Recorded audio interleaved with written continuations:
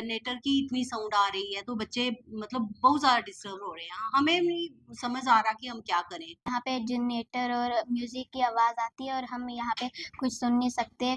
JDO sir से भी बात की है और हमने इनको खुद जाके भी मना किया कि ये बंद करो, यहाँ पे बच्चे डिस्टर्ब होते हैं।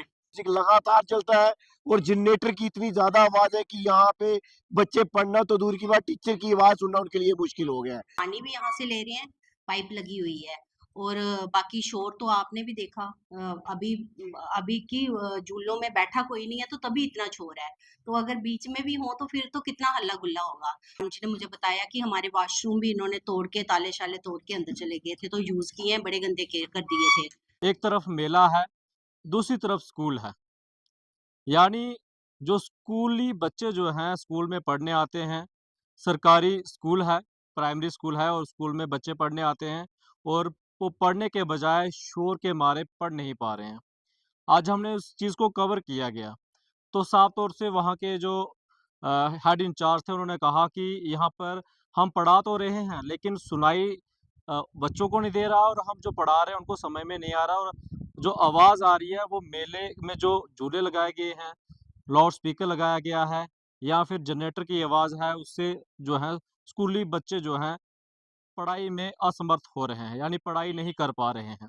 इसके अलावा कुछ दृश्य अगर रात के देखेंगे तो उस मेले के बाहर काफ़ी सारी जो है वाहन लगते हैं और एकमात्र मेन जो सड़क है वहाँ से रोज़ाना यानी समय ऐसा समय नहीं रहता जहाँ से वो बाहर नहीं गुज़रता है, लगातार वहाँ की वाहनों की आवाजाही रहती है। कल खुदा ना खास्ता कोई हादसा हो जाता है, आखिर कौन रिस्पॉन्सिबिलिटी लेगा? इस चीज़ को लेकर स्कूल वालों ने ये कहा कि जो यहाँ की जो परमिशन है आखिर किसने दी गई है? इसको लेकर भी सवाल है कि अगर पास में स्कूल है यानी एक ही दीवार के साथ स्कूल है, वहाँ पर जो है उसके साथ में मेले की परमिशन देकर किसने इतनी बड़ी जो है गलती कर दी गई है। अगर बात करेंगे तो ये भी कहा जा रहा है कि वहाँ पर जो सरकारी बिल्डिंग थी यानी वहाँ पर नुकसान भी किया गया है। पानी भी वहीं से इस्तेमाल किया जा रहा है, अगर आप विज़ुअल देखेंगे तो पानी भी इस्तेमाल किया जा रहा है। इसी चीज़ को लेकर हमने रियासी के सीईओ जो हैं यानी चीफ एजुकेशन ऑफिसर हैं, उनसे बातचीत की है तो उन्होंने गंभीरता से कहा कि अगर ऐसा हो रहा है तो ये बिल्कुल जो है सरासर गलत है। और हालाँकि ये भी कहा जा रहा है कि क्योंकि वहाँ पर एक्शन लिया जाएगा लेकिन वाक़ई में मेले को इम्पोर्टेंस दी जाती है या फिर शिक्षा को इम्पोर्टेंस दी जाती है। वहाँ पर इतने नज़दीक जो लोग रहते हैं वो परेशान हैं। तो हम उम्मीद करेंगे कि कहीं न कहीं इसका हल किया जाए, लेकिन स्थानीय लोगों का ये भी कहना है ऑफ कैमरा में या तो हिदायत दी जाए कि लिमिट के हिसाब से जो है वहाँ पर चलाया जाए या फिर इसको कहीं न कहीं और जगह शिफ्ट कर दिया जाए। तो इस पर अपनी राय ज़रूर नमस्कार, हमारा गवर्नमेंट प्राइमरी स्कूल तिरंथा है। तो परमिशन का तो मुझे इतना पता नहीं है, एक्चुअली मैं 2 महीने से छुट्टी पे थी, तो आज ही जॉइन किया सुबह। तो आज मैडम जी ने बात की, मैंने भी देखा आते ही कि ये साथ में ये झूले वगैरह लगे हुए हैं, तो मैंने पूछा तो बोलते ये थोड़े दिनों से चल रहा है यहाँ पे। तो इन्होंने बात की कि मैंने जेडीओ सर से भी बात की है और हमने इनको खुद जाके भी मना किया कि ये बंद करो, यहाँ पे बच्चे डिस्टर्ब होते हैं।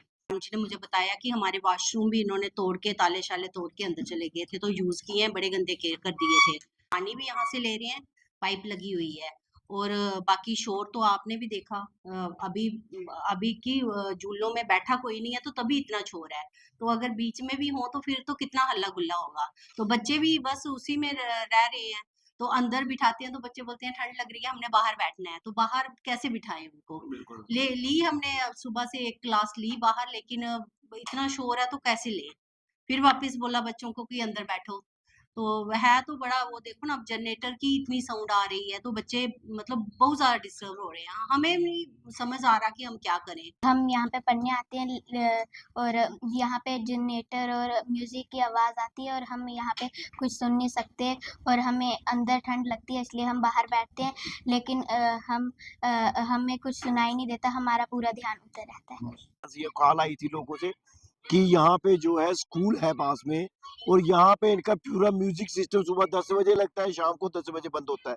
लेकिन स्कूल की ये जो टाइमिंग है उस टाइमिंग पे जो है इनका म्यूजिक लगातार चलता है और जनरेटर की इतनी ज्यादा आवाज है कि यहाँ पे बच्चे पढ़ना तो दूर की बात, टीचर की आवाज सुनना उनके लिए मुश्किल हो गया है।